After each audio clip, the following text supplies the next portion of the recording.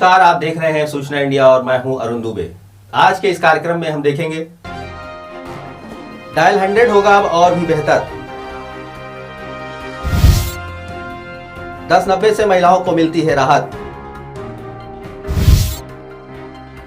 Fire brigade में अब 2 पहिया वाहन शामिल। थाना कोतवाली में जिम का शुभारंभ।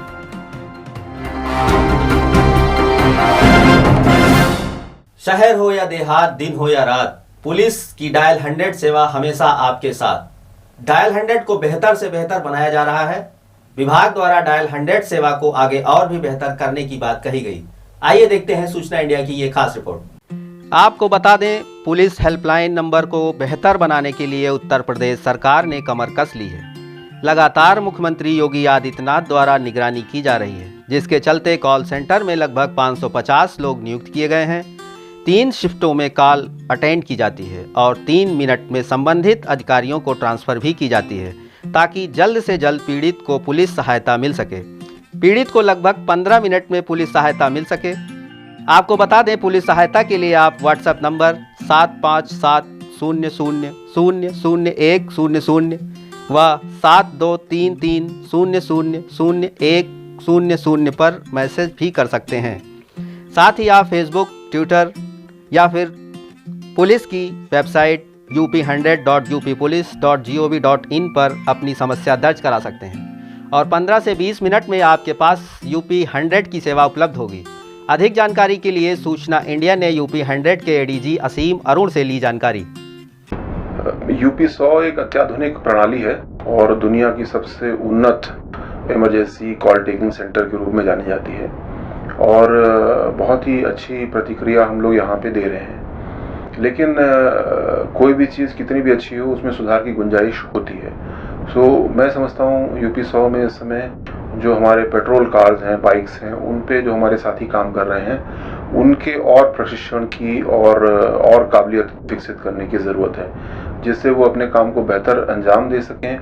जब पीड़ितों से वो मिल रहे हैं, बातचीत कर रहे हैं, तो विशेषज्ञता पूर्ण प्रतिक्रिया दे सकें और जितनी टेक्नोलॉजी हमारे पास है उसका पूर्ण सदुपयोग कर सकें। तो वर्तमान में हमारा सिस्टम चल रहा है, उसमें लगभग 3 मिनट के अंदर हमारे कॉल पूरे हो जाते हैं, यानी बातचीत पूरी हो जाती है और उसके बाद में 11 मिनट से लेकर के 15 मिनट 16 मिनट तक, डिपेंड करता है लोकेशन कौन सी है, पुलिस की पहली गाड़ी पहुंच जाती है। तो ये हमारे प्रतिक्रिया काल इस समय चल रहे हैं। इसको और अच्छा करने का प्रयास करेंगे हम लोग। ये एक आपातकालीन नंबर है जिसमें कि पुलिस, फायर और अब एम्बुलेंस को भी बुलाया जा सकता है और सरकार का और प्रयास है कि ये यूनिफिकेशन और अच्छे तरीके से हो।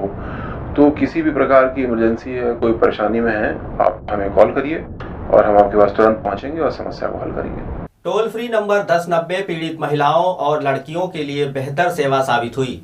यूपी की जनता में आई जागरूकता। 1090 पर 17 लाख से 18 लाख पीड़ितों ने संपर्क किया, जिसमें ज्यादातर को समाधान मिला। 1090 पर संपर्क करने वाली महिलाओं व लड़कियों का नाम, पता गोपनीय रखा जाता है। लगातार सरकार की सेवाएं बेहतर होने के कारण जनता के लोगों में अवेयरनेस दिख रही है। आपको बता दें, 1090 एक टोल फ्री नंबर है जिस पर सबसे ज़्यादा लखनऊ राजधानी से कॉल की जाती है। 1090 जिसमें महिलाएं और लड़कियों को मिलती है मदद। वहीं महिलाओं व लड़कियों को कोई अनजान फ़ोन आता हो या लड़कियों या महिलाओं को परेशान करता हो या अश्लील मैसेज करता हो, तो वे महिला या लड़की 1090 पर शिकायत दर्ज करा सकती है, जहां उसकी पहचान गोपनीय रखी जाएगी व कॉल सेंटर में आपकी कॉल को भी रिसीव महिला ही करेगी और आपकी समस्या का समाधान होगा। 1090 आपातकालीन नंबर नहीं है, लेकिन आप अगर इस पर भी कॉल करेंगे तो आपकी कॉल 100 नंबर पर ट्रांसफ़र कर दी जाएगी और आपको 100 नंबर की मदद भी मिल जाएगी। 1090 के बारे में हमें शासन से, DG से लगातार ये निर्देश मिलते रहे हैं कि इसको पॉपुलराइज़ किया जाए ताकि ज़्यादा से ज़्यादा महिलाओं और लड़कियों को इस सेवा का लाभ मिले। और इस दिशा में काम करने का फ़ायदा ये हुआ है कि जहां 2018 में 17.5 लाख कॉल आई पूरे साल भर में, इस साल हमें 31 जुलाई तक 18 लाख कॉलें आई। उससे ये पता चलता है कि कहीं ज़्यादा लड़कियों और महिलाओं को 1090 की सेवा में अब विश्वास है और वो हमें अप्रोच कर रही है। तो ये हमारे लिए एक बड़ी उपलब्धि है कि लाखों लोग हम तक अब पहुँच रहे हैं। 1090 पे प्राइमरीली लड़कियां और महिलाएं कंप्लेंट करती हैं हैरेसमेंट की, वो हैरेसमेंट फ़ोन पे भी होता है, साइबर स्पेस में भी होता है, व्हाट्सएप पे, फेसबुक पे, वो हैरेसमेंट सड़कों पे भी होता है। तो फ़ोन पे और साइबर स्पेस पे जो होता है उसको तो हम पूर्णतः खुद निस्तारित करते हैं और लड़कियों के टच में बने रहते हैं जब तक वो पूरी तरह निस्तारित ना हो जाए। और जो स्ट्रीट क्राइम हो रहा है उसकी सूचना हम तत्काल एक ऐप के ज़रिए संबंधित पुलिस स्टेशन तक और डिस्ट्रिक्ट कंट्रोल रूम तक पहुंचा देते हैं। इसके अलावा अगर कोई इमरजेंसी होती है तो वो हम डायल 100 को इमीडिएटली कम्युनिकेट कर देते हैं। फायर ब्रिगेड की सेवा अब पहले से और भी बेहतर हो गई है। अब हाइड्रोलिक वाहनों से 15 मंजिल तक आग पर पाया जा सकेगा काबू और अब तंग गलियों में भी फायर ब्रिगेड के 2 पहिया वाहनों से लोगों को मिल सकेगी मदद। उत्तर प्रदेश सरकार लगातार जनता के हित के लिए सेवाएं बेहतर बनाने के लिए समय समय पर अपने अधिकारियों के साथ बैठक कर रही है और जनता का फीडबैक ले रही है। जनता को होने वाली असुविधा को देखकर सुविधा को बेहतर किया जा रहा है। इसी क्रम में जनता की ओर से ये जानकारी प्राप्त हुई कि कुछ तंग गलियां हैं जहां आग लग जाती है और फायर ब्रिगेड की गाड़ी नहीं पहुंच पाती है। उन तंग गलियों में आग पर काबू पाना बड़ा मुश्किल होता है, जिसको देखते हुए उत्तर प्रदेश सरकार ने फायर ब्रिगेड में 2 पहिया वाहन चलाने का निर्णय लिया। साथ ही ऊंची इमारतों में आग लगने पर अब हाइड्रोलिक वाहनों को भी उत्तर प्रदेश सरकार ने सेवा शुरू कर दी, जिससे लगभग 15 मंजिल इमारत में आग लगने पर आग पर काबू पाया जा सकता है। इस संबंध में सूचना इंडिया ने CFO लखनऊ विजय कुमार सिंह से की खास बातचीत। हमारे साथ बातचीत के लिए CFO लखनऊ मेरे साथ बहुत मौजूद है बात करने के लिए। हम जानना चाहेंगे कि किस तरह से वो जनता को सुविधा देते हैं 2 व्हीलर से और जो पहले समस्या थी अब उसको कैसे दूर की गई। जहाँ तक सकरी गलियों में गाड़ी नहीं पहुँचने का सवाल है, पिछले कुछ दिनों में सरकार द्वारा हम लोगों को मोटर बाइक्स का जो है उपलब्धता कराई गई है। उसके साथ साथ एक छोटी गाड़ियाँ जो वाटर मिस्ट जिसको हम लोग बोलते हैं, उस गाड़ी का भी हम लोगों को उपलब्धता कराई गई है। जो मोटर बाइक्स है जिसके अंदर backpack system, water mist system लगा होता है और उस बाइक पे एक उसका चालक होता है, उसके साथ एक आदमी पीछे बैठ के किसी भी गली में, बाइक का आप तो जैसा जानते हैं किसी भी गली में किसी भी सकरे रास्ते में बाइक का अप्रोच जो बहुत प्रॉपर हो सकता है और किसी भी आग को तत्कालिक तौर पे बुझाने के लिए वो बहुत ही महत्वपूर्ण यंत्र है, उपयोगी हो रही हैं।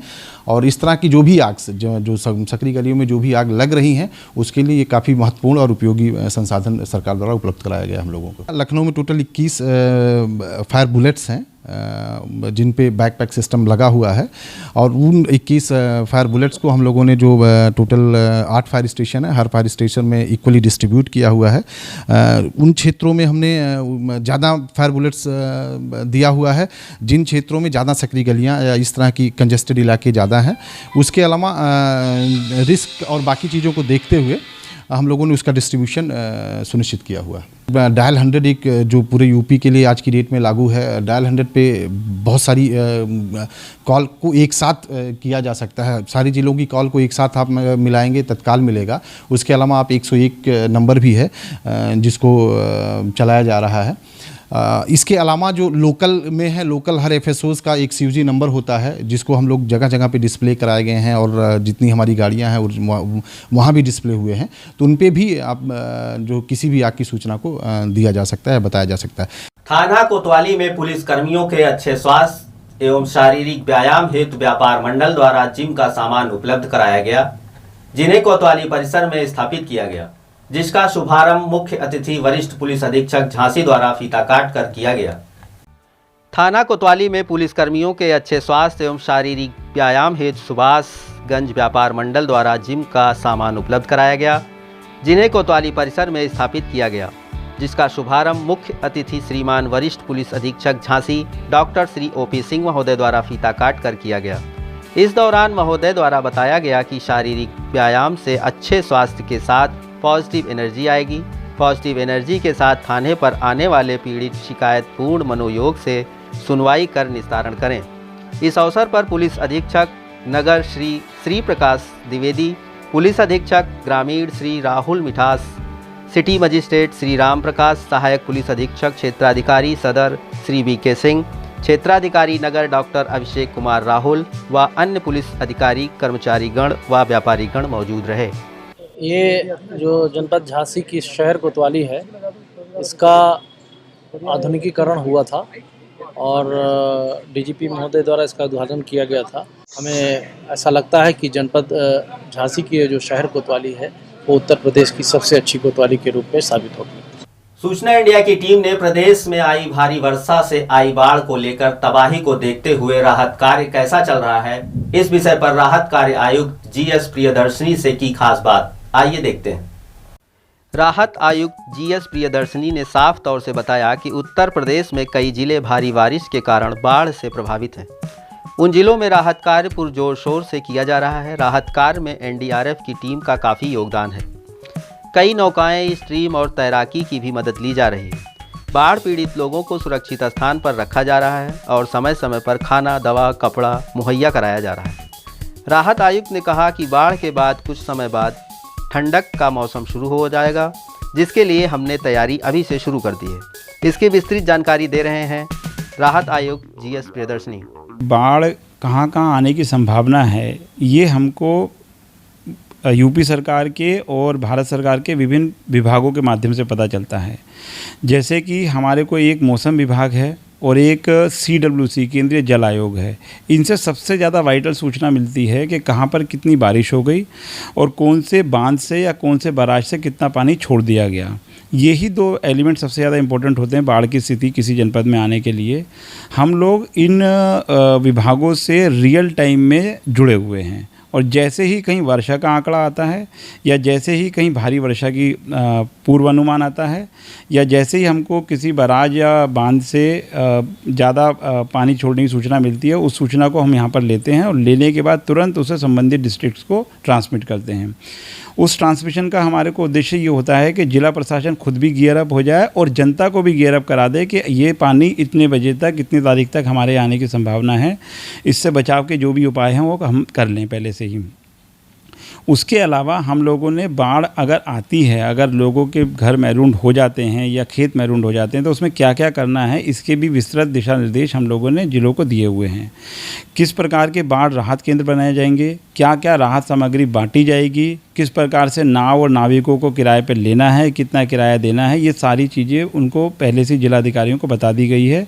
यहाँ से हम मॉनिटरिंग करते हैं कि अगर कहीं पर पानी का जमाव हो गया है, जल प्लावन की स्थिति हो गई है, तो वहाँ कितनी नाव लगा दी गई हैं, कितने नाविक, कितने गोताखोर, कितने राहत कैंप वहाँ संचालित कर दिए हैं। ये सूचना हम लोग डेली कलेक्टर्स के माध्यम से यहाँ संकलित करते हैं।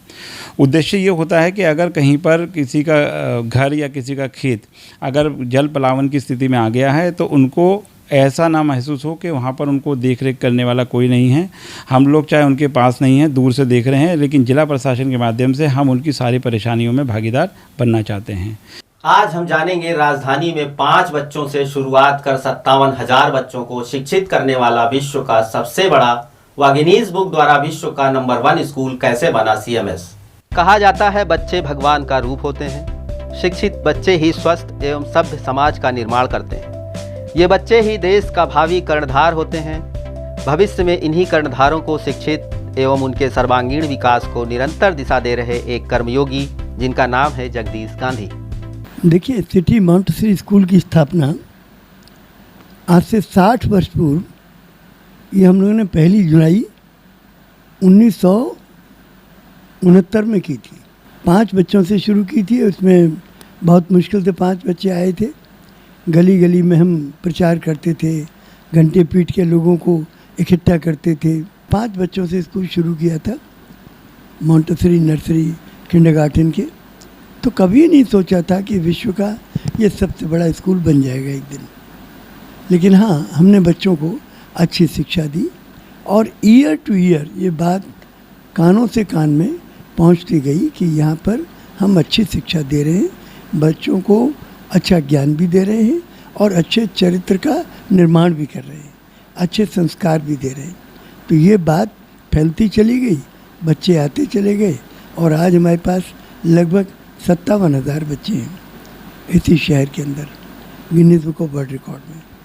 तो ये सब यहाँ की जनता ने इस काबिल समझा हमको कि अपने बच्चे हमें दिए हैं पढ़ाने के लिए।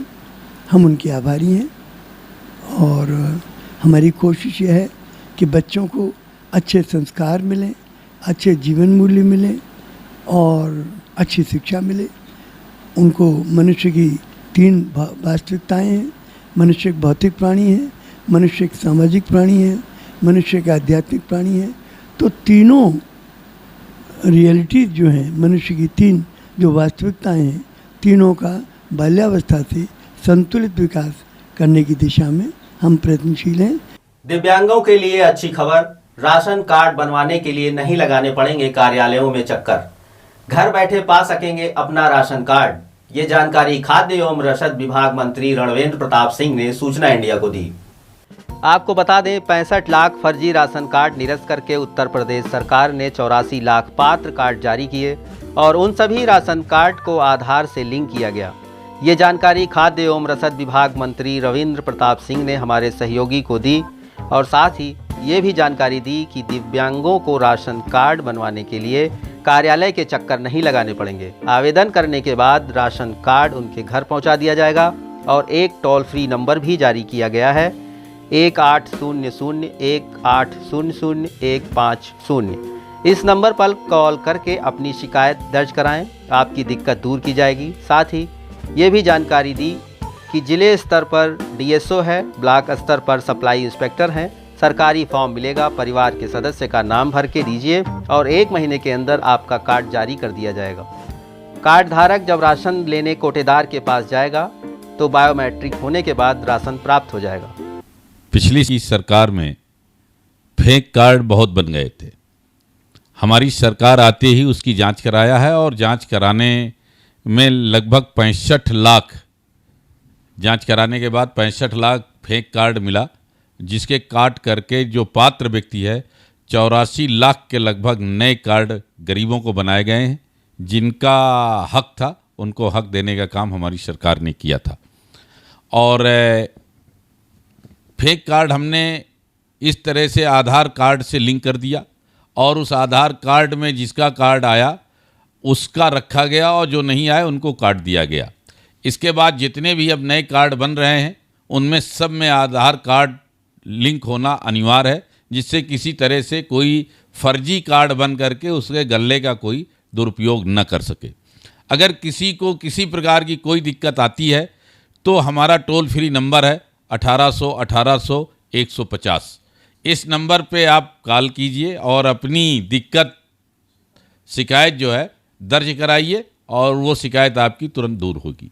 विभाग के लिए अभी हमारी सरकार ने ई पास मशीन लगाई है, जिससे कि जितना आपको गल्ला मिलना है वो जैसे ही आप अंगूठा लगाएंगे वैसे आपको रसीद मिल जाएगी, जितना पैसा लगना है और जितना किलो गेहूं और कितने किलो आपको चावल मिलना है वो भी आपको उस रसीद में आ जाएगा, जिससे कोटेदार किसी तरह से बेईमानी न कर सके और न घटतौली कर सके। अक्सर शिकायत देखने को मिली है कि गोदामों से भी घटतौली की जाती है, तो उस घटतौली तो कम करने के लिए अभी सरकार ने, श्री योगी आदित्यनाथ जी ने उसमें एक इलेक्ट्रॉनिक कांटा लगवाया जो 50 कुंटल तक की तौल करके ही कोटेदारों को देगा।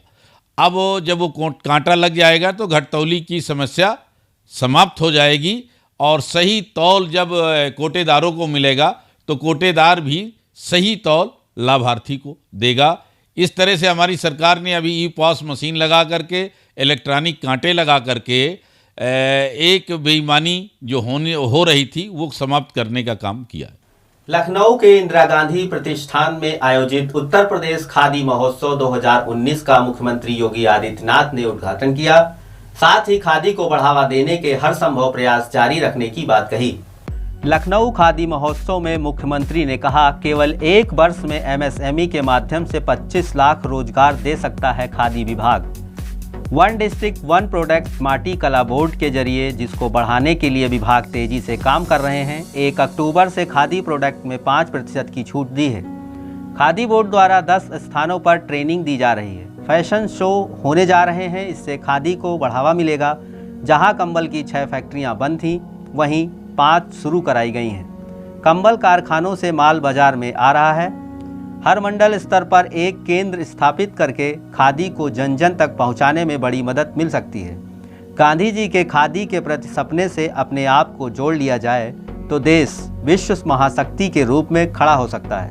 कार्यक्रम में खादी मंत्री एसएन सिंह व प्रमुख सचिव एमएसएमई नवनीत सहगल मौजूद रहे।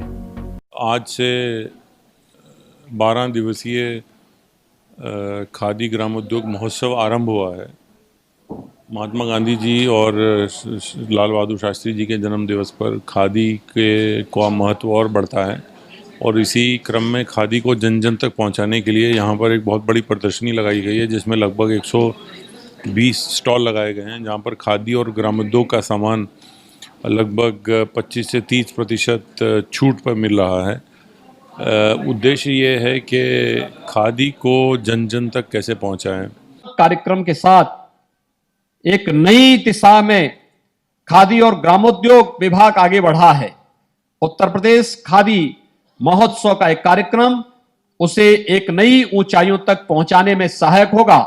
आज के इस अवसर पर मुझे बताते हुए प्रसन्नता है कि इस वित्तीय वर्ष में हम लोगों ने 1 अक्टूबर से यानी कल से और 31 दिसंबर तक खादी की बिक्री पर 5% विशेष छूट प्रदान की है। उत्तर प्रदेश खादी और ग्रामोद्योग बोर्ड द्वारा 10 स्थानों पर प्रशिक्षण केंद्रों का संचालन किया जा रहा है। दोस्तों, कैसा रहा हमारा आज का ये कार्यक्रम। अगले हफ्ते इसी दिन इसी समय फिर होगी मुलाकात। तब तक के लिए नमस्कार।